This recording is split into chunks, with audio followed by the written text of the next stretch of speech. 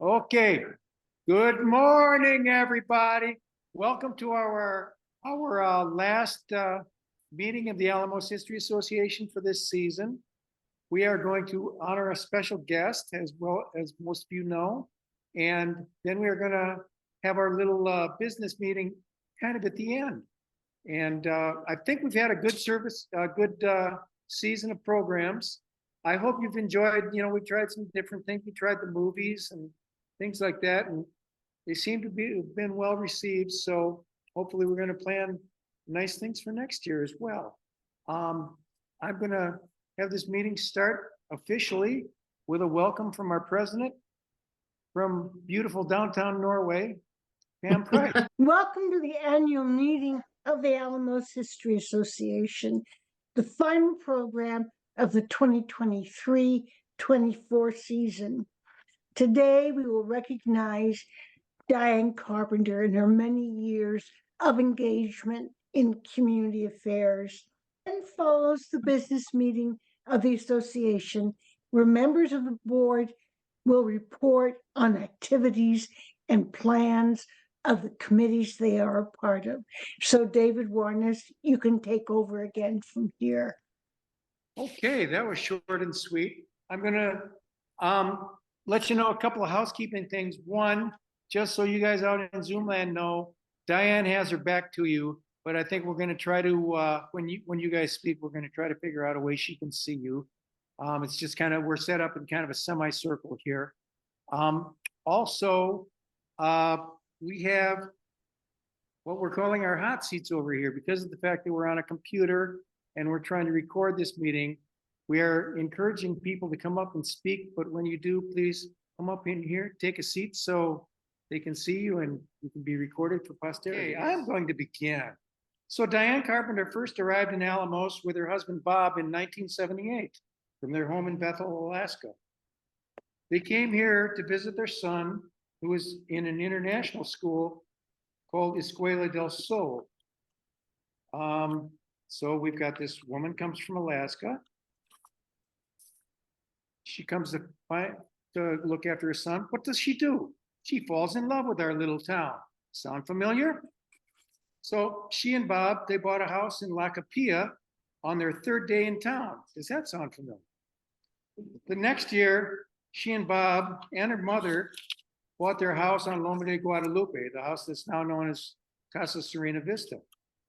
Her mother came to live there and stayed for 13 years, while Bob and Diane split their time between Alamos and Bethel. In 2007, Diane retired and made Alamos her home. Now, she and Bob had moved to Alaska in 1955. During their time there, Diane had been an agency director, a bush pilot, a town mayor, a homesteader, a journalist, a professor, and a host of other things. She was filled with a love of community, a passion for justice, and a dedication to work for social improvement. She developed many of those skills needed. She developed many of the skills needed to realize these goals. Now, she didn't leave these passions and skills in Alamos, in Alaska, I should say.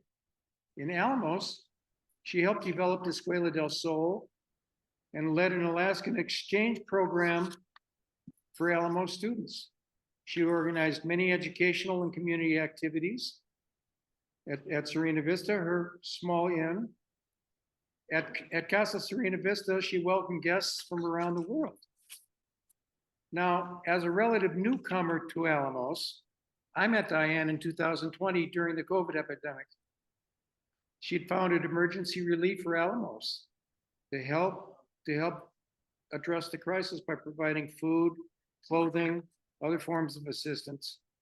Emergency Relief also worked on other issues, including providing used computers for students and addressing issues caused by domestic violence. Emergency Relief continues to provide emergency financial support to Alamos residents in need. In today's program, we're going to hear from some of Diane's many friends and then give time to you guys in the audience to provide your own comments. At the end of this open mic period, we're going to hear from our honored guest herself. So before we kind of begin with this part, I just, in case nobody knows, wanted to briefly introduce you to our guest of honor, Ms. Diane Carpenter.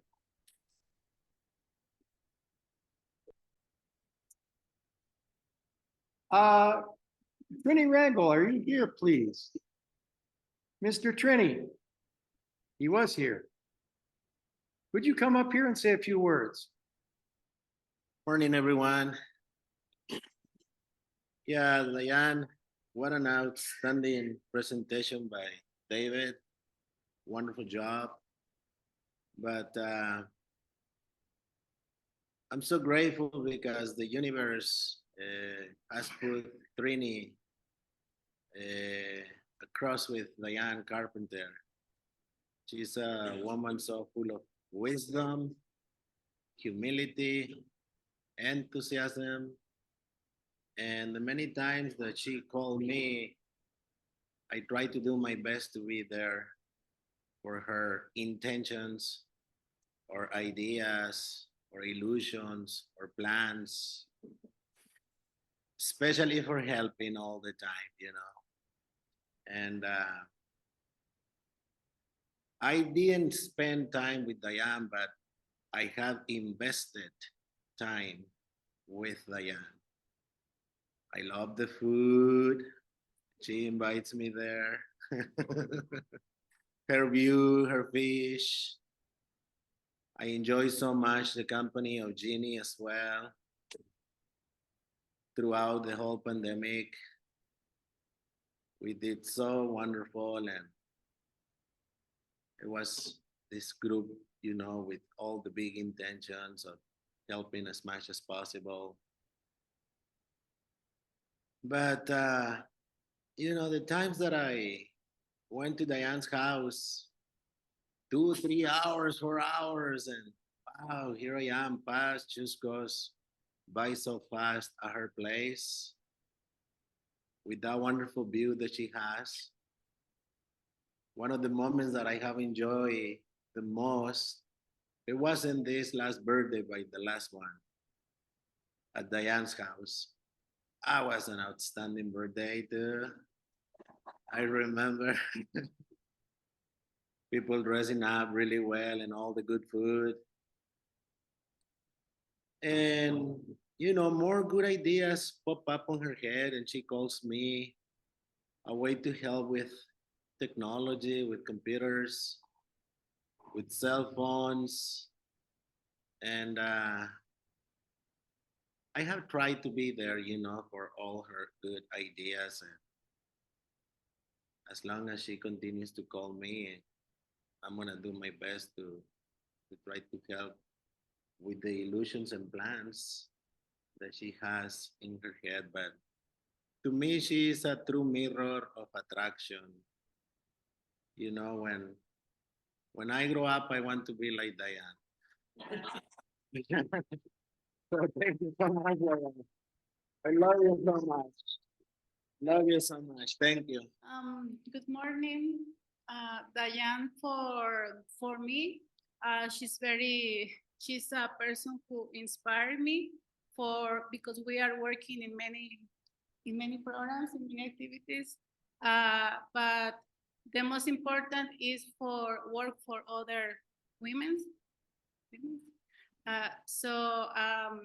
We work on violence issues. So for us, it's like she's like my grandmother. So we have many. I think the important is the connection when we work together, and this is important for me. And when you go with Diane, always is thinking about do something new. So I'm very happy to be here because she's very inspired to us for continue working with the community, and this is very important for me to support what she wants to do or something that if we can do together for us is the best. I don't have color. Muchas gracias, Diane. And we love you so much. So always I'm going to be here. Thank you. And next, I would like Rafa Wong to come up here for a moment or two. Good morning, everybody. I would like to start talking about Diane. I met Diane maybe in 2010, 9, something like that. And I tried to teach her Spanish. And I couldn't. I just lasted one session. She was asking too many, she will ask too many questions, and I wasn't prepared for that. About grammar. But then years came back, 10 years later. So I really know her for a short period of time, but I know a lot of her now. I started working with her with his book and his archive. So that meant that I went deep in his memories, her memories, her job, her life, from the political, personal, familiar. So I probably can write a memoir about Diane, or the biography, no authorized, how do you say that? Unauthorized biography of Diane. I can do that. And it's been great. I have learned a lot. I have learned a lot about working, living, just caring also, because I care about a lot about Diane. And she meant a lot to me. And it's been very fun to be around her, work with her, and really love her. Well, research, writing, reading, complaining, or just laughing sometimes. And so I appreciate you all, Dan, for all you have teach me, and thank you. As I mentioned in my comments, I'm a pretty much newcomer to Alamos. I've only been here a few years. I would like at this time for anybody who knows Diane from more than a few years ago. ¿Cómo está esta mañana? How are you this morning? Good. Hello, everybody. Mi nombre es Roberto Guerrero, alias Chupacabras. No. Gold Blood Sucker. No. I met Diane in 2020. That's almost 25 years ago. What happened, it was my first visit to Alamos, and I joined the group, the visiting houses on Saturdays, and I met one of her son-in-laws. And so he asked me, what do you do for a living? I say, well, at present time, I don't do anything. What do you mean? Well, I just finished my CFI, Certified Flying Instructor. I've been a flying instructor for the last 25 years or so. And I cannot find me a job in Arizona, California, or Texas. So I'm thinking about going to Alaska. Then he goes, Alaska? Yeah, Alaska. When the tour finished, I'm gonna tell you to my mother-in-law, she is from Alaska. She can give you some pointers. Okay, that's good. So here we went, and I met her. And I remember one of the first questions I asked her, hey, Diana, you did not be having some difficulty getting along with the native Alaskan people? Hell no. If you go to a corner and you sit down and people around you, they'll think that you are one of them because of you high chick. And sure enough, I tried a couple of times just sitting there, and they'll be coming to me, those native Alaskan Yupik, coming in and they'll start talking to me. So anyway, I went to Anchorage, Alaska, and around May the 5th, somewhere around there, every year they have like a air trade show. Anything that has to do with aviation in Alaska, oh man, that's a place to be. From fly schools to bars, commercials, cargo companies, anything that has to do with aviation, that's a place to be at. Anchorage, usually the first week of May at the Ted Stevenson International Airport, FedEx Express hangar. So I went there and I have my tarjeta de presentación, and I also have my resume, and I started going around and I found this school, fly school. So I introduced myself, and after like 10 minutes or so talking to this gentleman, he goes, Roberto, how soon can you be in Bethel? I'm ready to go. Okay, give me a week, I'll send you ticket in Alaska land, blah, blah. And sure enough, after a week, after I arrived to Anchorage, I was in Bethel with a job, a flying instructor job. I didn't have to pay housing. I didn't have to pay heating oil. I didn't have to pay electricity. They provide me with a car. I didn't have to pay insurance, maintenance, fuel. Man, what a great deal. So I was there for 15 years, 15, 15 years, until the school shut down because Uncle Sam didn't have any more dinero to pay for this. And it was a program, it was a beautiful, very good program for Native kids. Why is that? Well, they are familiar with the weather, they are familiar with the geography, they know the language, Yupik. I mean, it was a gym, it was a very, very good program. And like I said, I was there for 15 years and I'm so lucky. And by the way, after those 15 years, I came to Nogales, Arizona to another flight school. And about once a month, I used to bring 2 students, flight students from Indonesia, China, Japan. And where do we stay? At Diana's place. Usually we stay Fridays, Saturdays, and then on Sundays, we fly back. And it was a very good program because they were exposed to international flying, from Nogales, Arizona into Ciudad Obregón. Why not into Alamos? Well, Alamos does not have an airport of entry. Okay, so we had to go to an airport of entry. Ciudad Obregón, it can be Guaymas, Hermosillo, those are airport of entry. Once you land at an airport of entry, then you're free to go anywhere, including Alamos. So ever since then, I've been having friendship with Diana, very warm person, and I'm just happy to be here. Okay, thank you.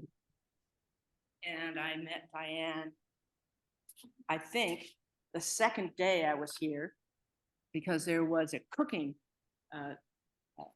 French woman that was teaching us how to cook fish in Diane's kitchen, which I long for. What a great kitchen.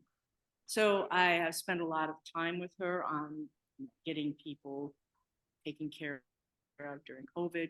I was the person in charge of the money. That's just like hell to me, but I did it. And but I would like to say that if you ever want a great conversation, this is the woman to come to. She has knowledge about everything you can think of and a lot of things you'd never think of. So I really treasure her friendship and I treasure the time I spend with her. And that's my short and sweet speech. Yeah. I'm very emotional today.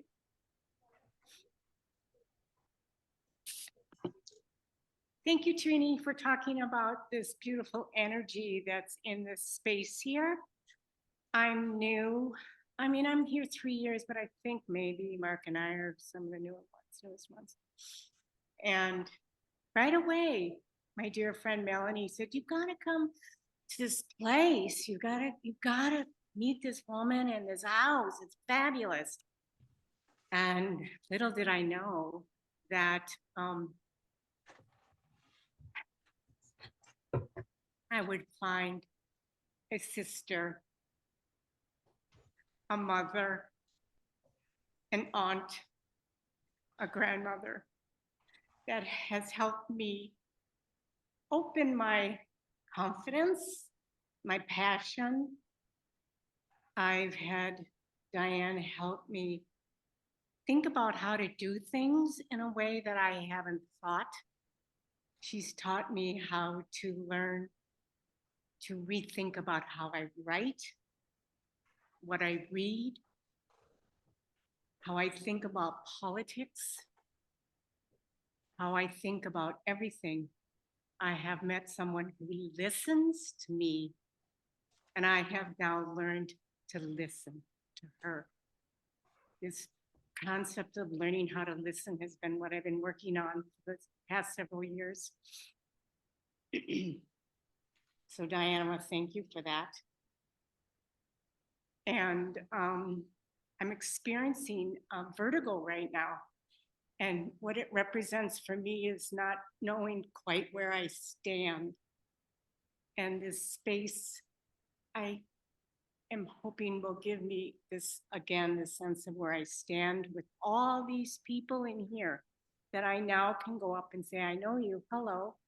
And this is a space that Diane has represented for me, in that I feel safe. I love it when you call me. I love it when you say, come on over. I love it when you say, can you help me? And I'm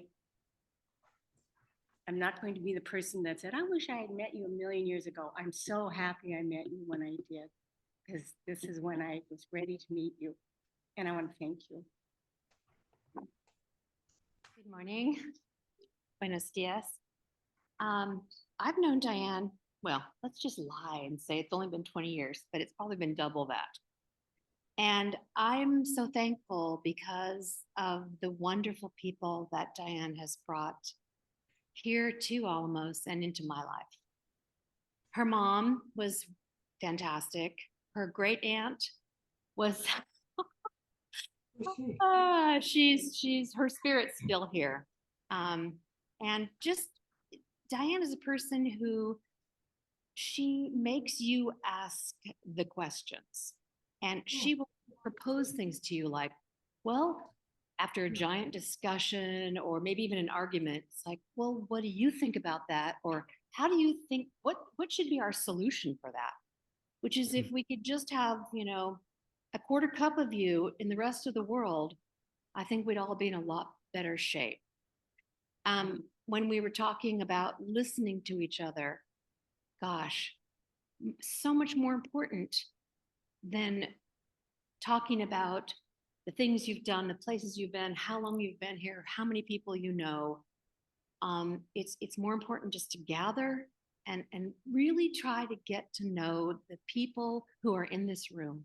Because as much as we're all here for one reason, because we love Alamos, we have so many unique characteristics, and that's what makes it just a dynamic and fantastic community. So if there was ever a person who could sit at the top of that pyramid for all the people who came here, well, I'd have to probably put the crown on Diane's head, because she definitely is a listener and has some of the most insightful comments about things. So I'm thankful to have known her for this long a period of time.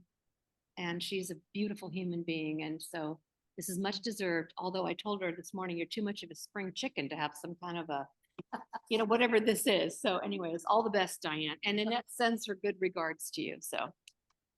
Diane, I've had the good fortune, good morning, of transcribing interviews and interviewing you and transcribing interviews. And a recent interview was a 2011 December History Association meeting.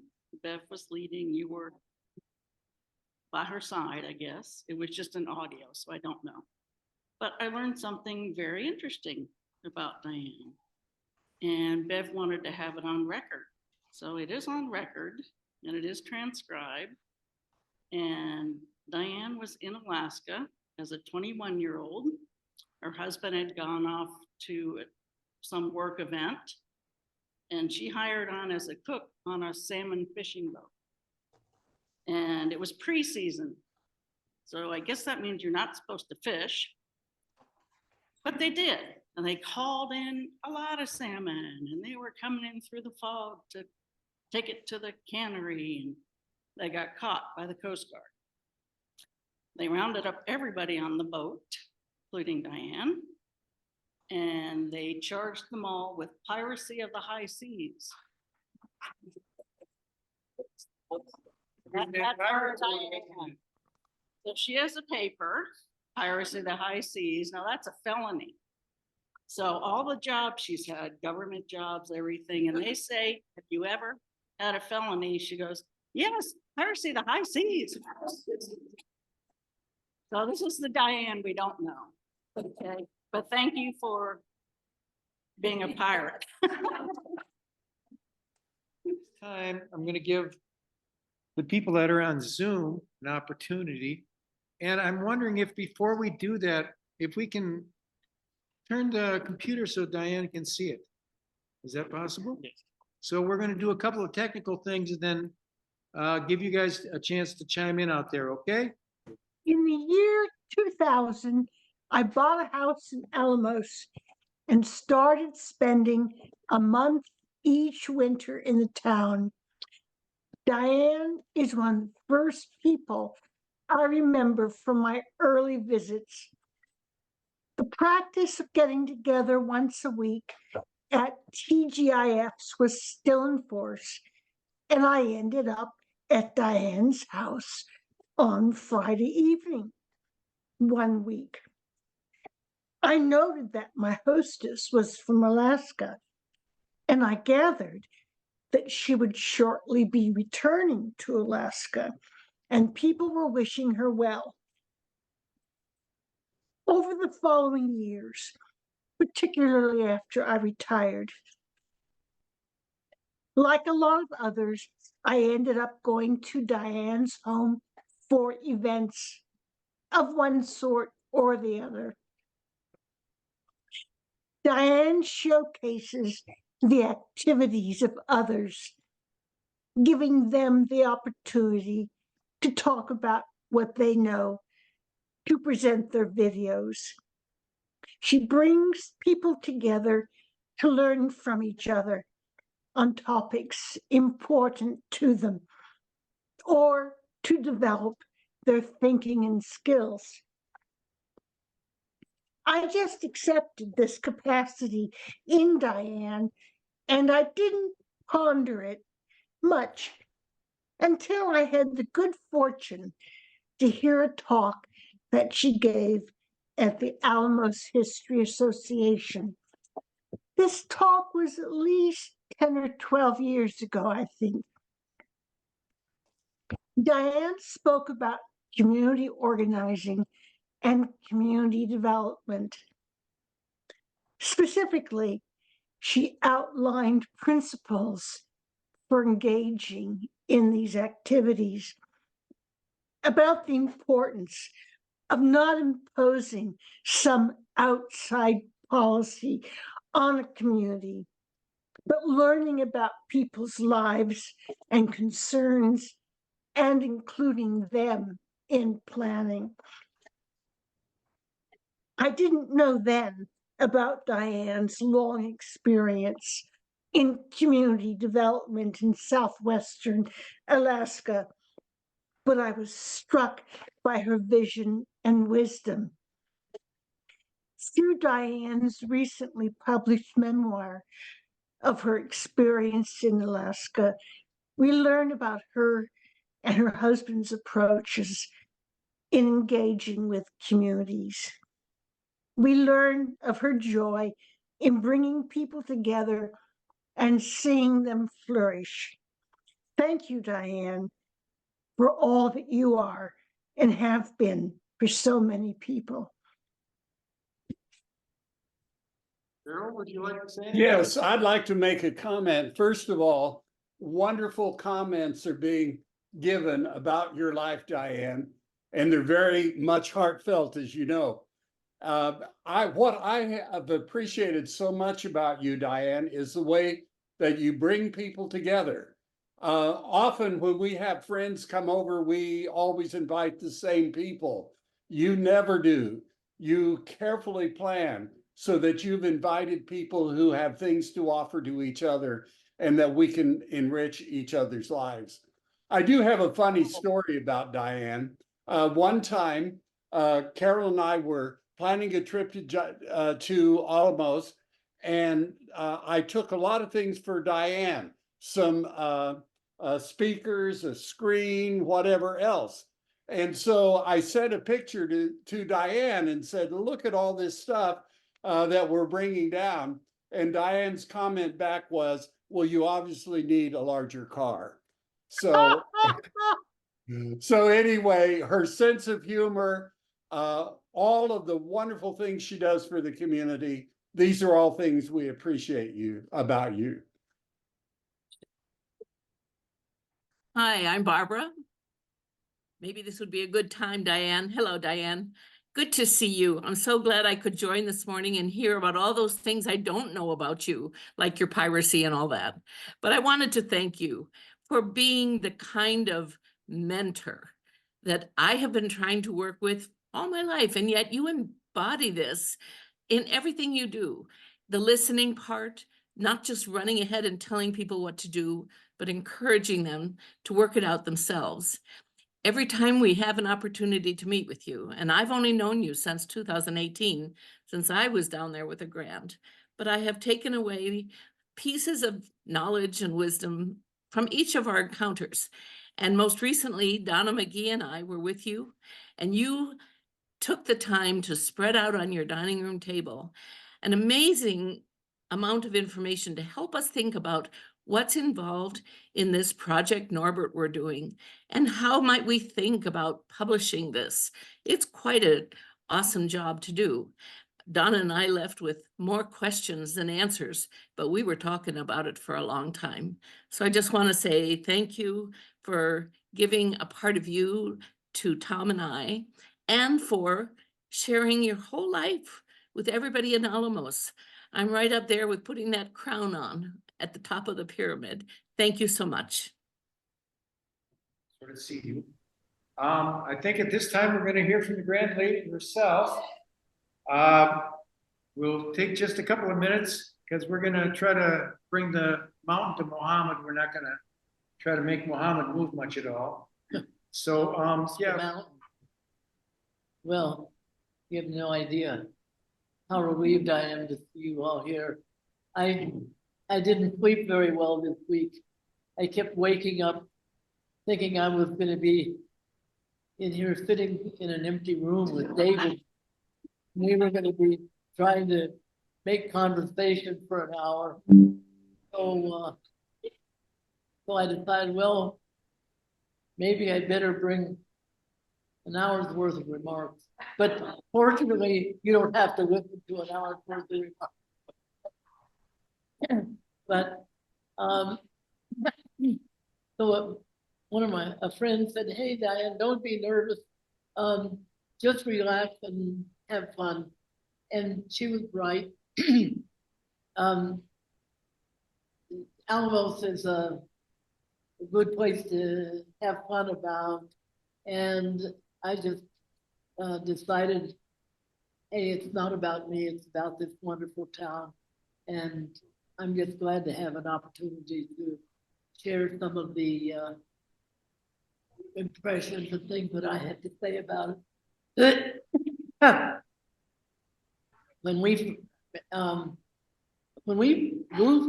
first came here, I was just barely out of my cradle. I was 58, and now I think I'm the Norte that's been here the longest. So anyway, I fell in love with the town right away. First, I loved how beautiful the town was. Then I loved the stateliness and grace and solidity of these wonderful homes. And then I started meeting people, and the people here were so wonderful. And they reminded me so much of the people that I was living with in Alaska, who knew how to sing and dance, have enjoyable time with their families and didn't need to have a lot of money or worldly possessions in order to have fun, to enjoy life, and to appreciate what we can all share with each other. And I saw so many similarities between Bethel and Alamos. And at the time we first came here, Alamos was about a third the size of it is today, and it wasn't very diverse. Most of the people here were either wealthy or well-to-do, and quite conservative. The town was a conservative town for Mexico, and and then gradually, a wider variety of people began.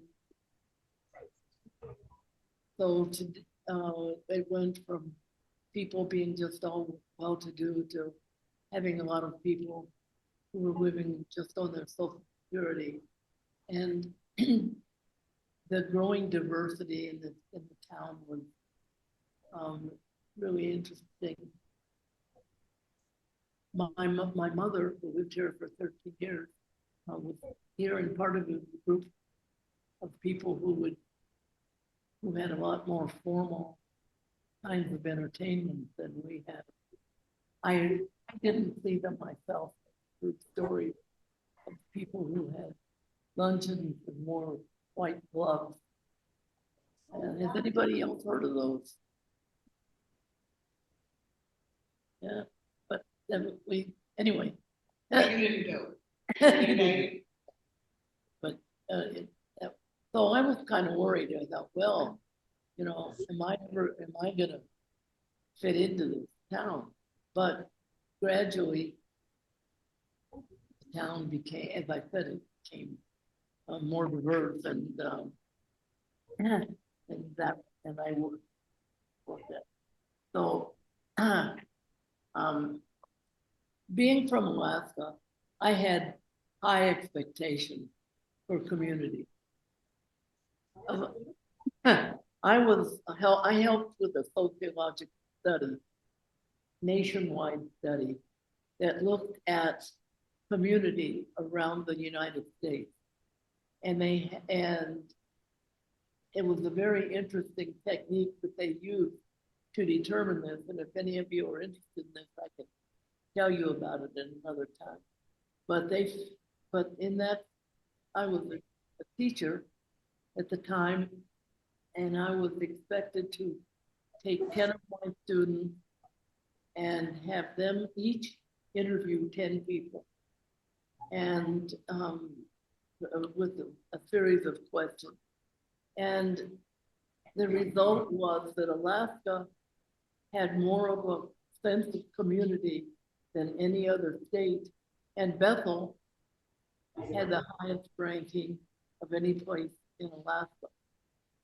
And when I came to Alamos, I found some of those same characteristics. I've got to tell you one of the story. One of the ways that Alamos and Bethel are similar, and I think maybe this is true of all close-knit communities, is that it has a very active rumor mill. And if you don't hear a really good rumor by 10 o'clock in the morning, the rule is that you have to make one up. And that's definitely been known. Well, one winter I kept the rumor mill going overtime.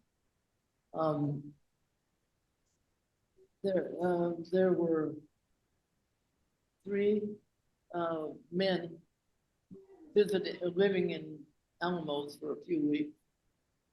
One was a doctoral student named Eduardo, whose family I knew in Alaska, but I didn't know him. He was working on his dissertation and staying down here with extended family, and the house was small and had several kids. So he started. So I said he should come over to my house every day and work on his dissertation in my library, which he really appreciated. Then there was another man in his 50s who was selling his business. And well, he sold one business, he had one more to go, and he was hanging out down here for a few weeks, and he needed access to the internet while he took care of a lot of business things. So he was staying in Maria Felix, and they didn't have very good internet. So I said, well, he could come over and use our internet. So he was doing that. So then there was Greg, who was an artist from Canada, and his father had bought Jane McKinney's house from Levant many years ago, in the 30s, I think, and he was here on a nostalgic visit, staying several weeks, and he was also staying in Maria Felix. He liked to sleep in the morning, and by the time he got up, there was never any hot water. So he started taking showers, using our spare bathroom and taking showers in the morning. So one day, then we started kind of hanging out and cooking in my new kitchen and just having informal meals and sitting around visiting. Well, I'm sure you know that when you go out to dinner here, a group table will usually be composed of 7 women and 3 men. And so I would come into events at Los Santos and sit down at a table with 3 men. And that really raised some eyebrows and curiosity about what my relationship was with them. And then one day, well, this week, this kept the mill going for a week, I think. I was supposed to give a presentation to the History Association on how to conduct and preserve oral history. And I had prepared the presentation the night before, but it was late, and I decided to print it the next morning. So I got up early to print it, and of course, whenever it's important to do this, your printer never worked. This one did, and it didn't work. So I tried to fix it, called Luis Angel. He didn't answer. Time was passing. And I remembered that Greg had pretty good computer skills. So I called him at Maria Felix and said, can you come over and help with my computer? So he said he'd be right there. So he came over and he worked with it for a while and didn't work. So finally, it was 9 o'clock. Luis Angel showed up. And Greg said, well, he started to work. Greg said, well, looks like you've got everything under control. Is it okay if I take a shower? I said, sure. So he went in to take a shower. Then he figured that I was on a short time frame, so I might need some breakfast before the meeting. So he started. Then there was a knock at the door, and it was a woman in my writers group. She was sitting there, and she said, oh, Diane, she said, we're leaving a couple of days earlier than we planned. And I found this book that I borrowed from you, and I thought I'd better drop it by while I had a chance. So I said thanks, and we were saying our goodbye. And just then, Greg walks out of the kitchen. His hair is still wet from the shower. He's got a towel flung over his shoulder and a plate of bacon and eggs. And so she said, oh, well, thank you. I'll be seeing you.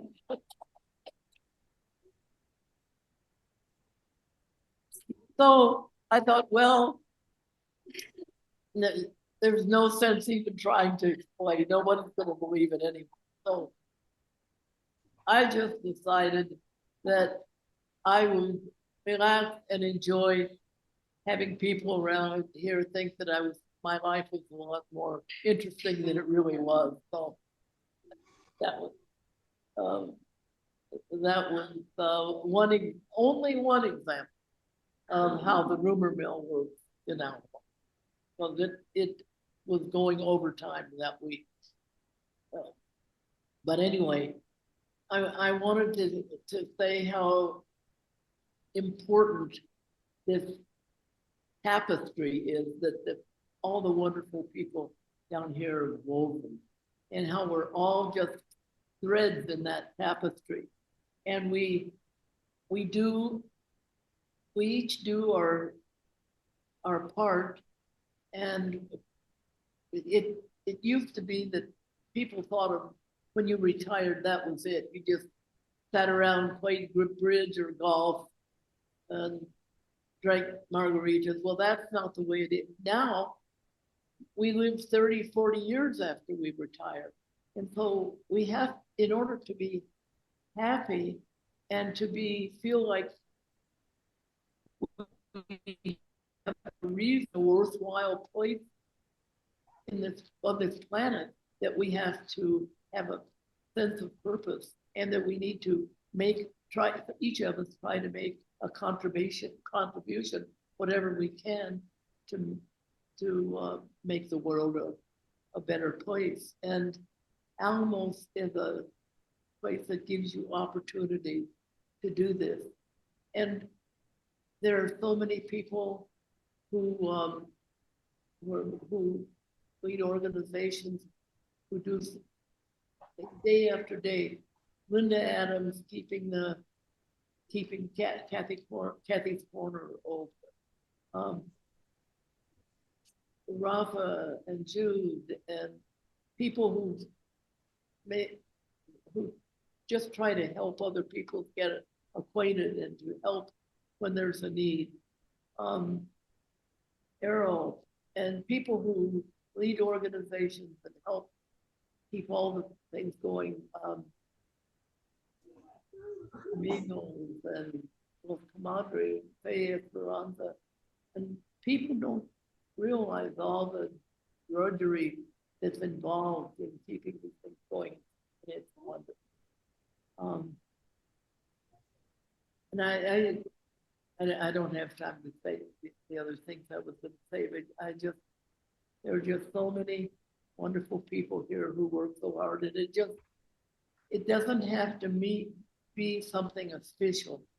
If we just live quietly by ourselves, but we take a pot of soup to somebody that's ill, or we give a neighbor a ride into Navajo, or we help our gardeners' children with their tuition to Kobosh. All these little things, they add up, and they help to make the wonderful community we have today. And I just wanted to share the motto that we have for our relief group, because it's very simple, but I think it's something that we can all benefit from. And it's just 3 lines, and it just worth thinking about. It just says, start where you are, share what you have, and do what you can. Start where you are, share what you have, and do what you can. And I think those are some good rules to it. Thank you. I'm on record. Before we get on to the next part of our program here today, which is our business meeting,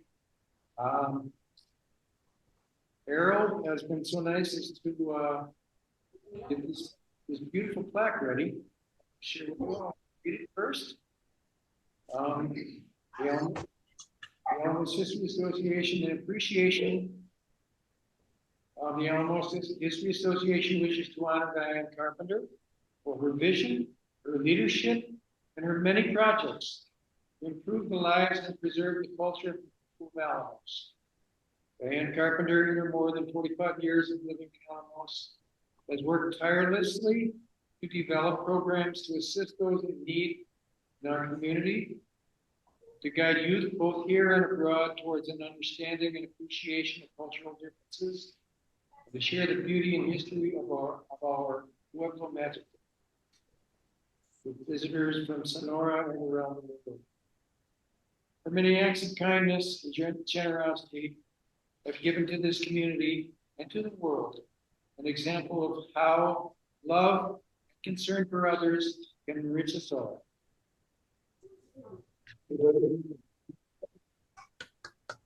And thank you to the History Association for all you have contributed to the intellectual life of Alamos and to new ideas and to preserving what is important here.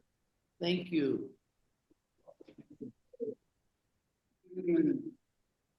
Oh, thank you. Oh, how beautiful. Oh, this is fantastic. Oh. Thanks, everybody. Of course, you're welcome to stay or you're welcome to socialize for a bit. And I'm going to hopefully move it without hurting things. And at this point, I'm going to turn it over to our chair to chair our little business meeting with our various reports. Pam? Okay. you A wanna start? history club in Alamos was started 30 years ago, 1994, with Beverly Kruchek and Leala Gillette among the founding members. The Alamos History Club met regularly on Thursday mornings from the end of October to mid-March. There were presentations on various topics, usually relating to the history of the town or of Mexico. Occasionally, there were field trips, and sometimes a movie would be shown. Eventually, the club adopted a more formal structure as the Álamos History Association, with bylaws and an elected board, which would select a chair and other officers. The regular Thursday morning meetings continued. Members of the board now include Barbara Kiernan, Joan Powell, Ellen Price, Trini Rangel, Ellen Ryan, David Warnest, Errol Zimmerman, and myself. In the winter of 2022-23, the board decided that the time had come to rethink the nature and timing of AHA activities. We decided that there would be fewer meetings, that they would not always take place on Thursday morning, and that they would be more varied in their content. Errol will talk more about the result of these deliberations as they played out this winter of 2023-24. So far, we think the changes have been for the better and look forward to hearing your reactions. At this point, we will have reports summarizing AHA activities in the past year, beginning with the treasurer's report from Joan Powell.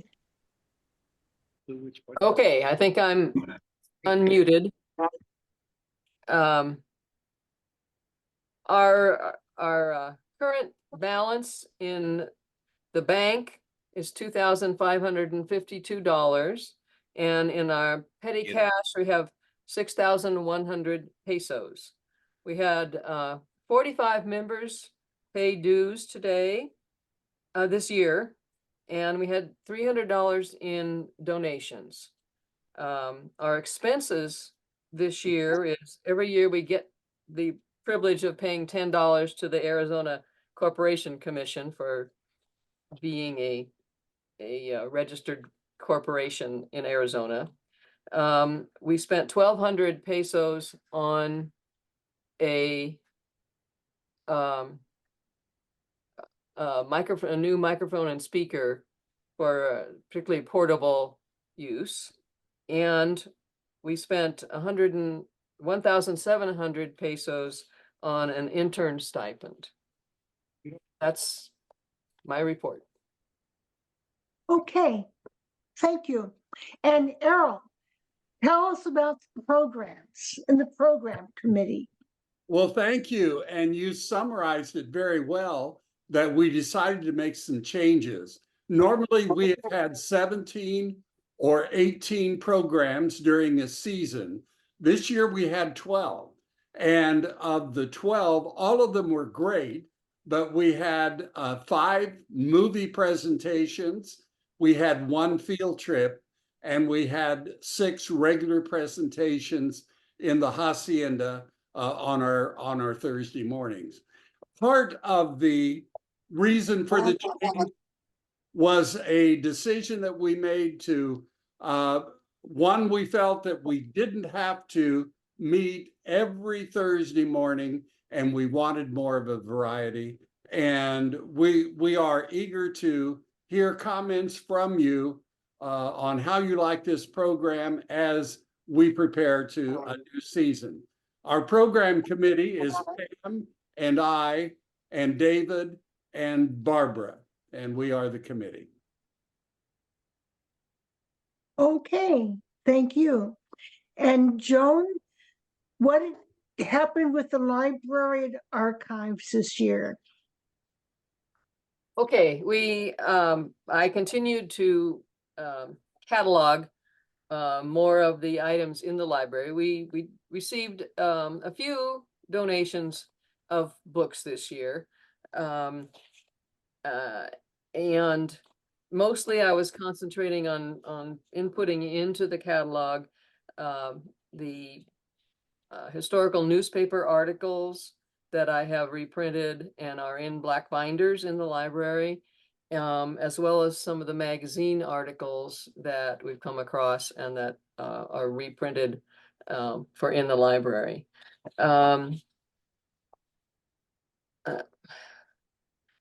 I've made progress on newspaper articles. About 60 of them are now cataloged. I printed a new pages of the catalog. It's in a new white binder that is usually located on the main table in the library, organized in the broad categories, and it tells what sections the items are shelved in. So please feel free to go in there and look and see some of the resources we have. Might be a nice cooler place as the weather gets hotter to sit and read, learn something interesting about the history of Alamos. I don't know if there's any other questions about the library. Okay, thank you. Ellen Ryan, tell us about what you did with the interviews this season, this past year.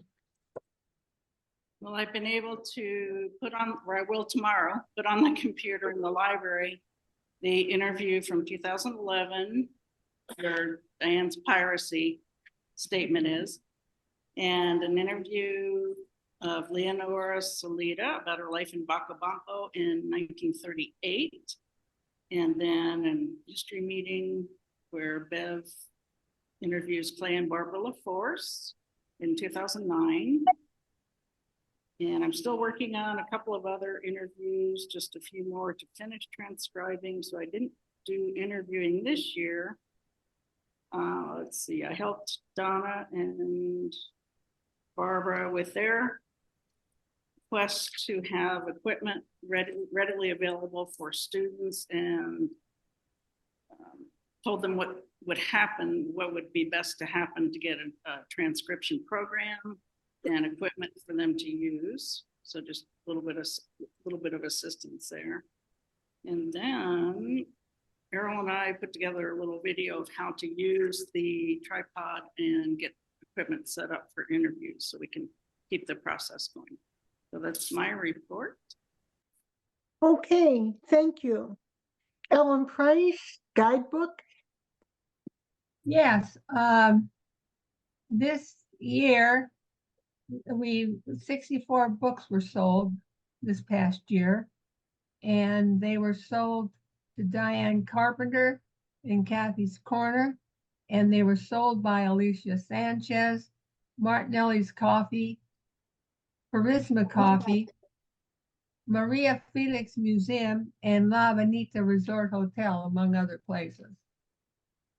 We have 10,930 pesos and $26 collected. And Alfredo Ortiz continues to be our sales rep. I usually meet with him about once every month or so. Okay, and Errol, the photo archive. Okay, I want to say, first of all, this year we had a presentation on the historic photos of Alamos, and that presentation, as well as all of these, can be found at our YouTube channel for the Álamos History Association. I just want to present it. We didn't embark on any new big projects this year as we did last year with the pictures in City Hall of the former presidentes, but we are continuing to collect digital images and any kind of pictures related to the history of Alamos. And we're building up a digital library, and we in the future plan to have exhibits in the library and other public places in Alamos. And we also are working with the Cultural Institute on the preservation of pictures, historic pictures of Alamos. Okay, and Barbara Kiernan, tell us about the internship program. Good morning. Yes, the internship program this year began as a pilot 2 years ago and was successful enough that we felt it was really worth pursuing. We studied some of the problems we were having in terms of just ongoing communication. And so this year, thanks to Lorna Costa and to the Itesca administration, we have come to an agreement where we're going to be using some of the Amigos scholarship students as part of our own internship. So this has been a remarkable opportunity for me, and I know for the mentors, to work with Alamos youth, especially Itesca students. So right now, I wonder if I could just introduce to you very quickly this semester's mentor, Donna McGee, and her new intern from Itesca. Her name is Itza. So are you there, Donna, somewhere? Can you scoot over to that hot seat and introduce yourself and just tell us just one small thing about Itza? Is she there? Yes, I'm here. Thanks, Barbara. The aim of the Norbert project is to contribute to the historical record of the immediate and long-term effects of the events, both tragic and positive, of Hurricane Norbert in 2008 up until the present. I'm working thanks to the intern program that the History Association has set up and proven. I'm working with Itza Castro, who's a Itesca student in marketing. And yesterday we met with a lovely family of 6 that recounted their story of the night of Norbert, when the rains, started with the rains. What we learned last night was that this family was trapped between the arroyo and a brick wall. And the husband of this family broke through the wall into Las Delicias, which you know is that property across from the Panteon. And so all the people from that neighborhood were able to escape. But they recounted the stories of that night when they could see cars coming down the Arroyo, cars with their headlights flashing and their alarms blaring, and propane tanks and boulders banging around in the Arroyo. Just imagine the terror. And last night we were standing on their upstairs portal, looking out over a tranquil scene of a beautiful Barrio Norbert, that was funded by the federal government and built by the municipal government to create homes for these people that had lost their homes, as this family did. And they now they started out with a home a third the size of this room, and the family of 6, and now they have a 4-bedroom home on 2 levels that surrounds the original Norbert home, which is now a bedroom in their beautiful home. Beautiful colors, much like this, really, and a beautiful design that the father had done. Anyway, it's a terrific success story, and we look forward, Itza and I look forward to sharing more of these stories with you in the fall. Oh, great. Keto. So, Errol, tell us about your special project, A Children's History of Alamos. Well, first, I want to say that we as an organization are very happy to be publishing materials on the history of Alamos. And thanks to Pam and Ellen and Diane Carpenter, who authored a piece, we had the beautiful Guide to Historic Alamos, which was published in 2018. And then also a second edition came out in 2022. I am working with Carolyn on a book for the children, the young students in elementary school in Alamos on history. And we're taking topics that were covered in our guidebook. And I'm working with Rafael Arenas, who is there. He is giving me help. We're finding we have a draft of the copy. We have the illustrations. We are working to find a local Alamos person for the translation into Spanish. And when that is done, then we will revise the English so they match up word for word. We have not gotten to the point of an estimate, but we're hoping to find the funding in several different sources, including from our friends, the friends and members of the association. And the original goal was to have it ready for the fall of 2024. It remains to be seen if we'll be able to keep that, but I know many of us on the board, many in the community are working very hard to make this project a reality. Okay, thank you, Errol. And this marks now the end of our business meeting. Thank you all for attending, and we look forward to seeing you next year as well. Bye-bye. Okay. Goodbye. Thank you, Pam.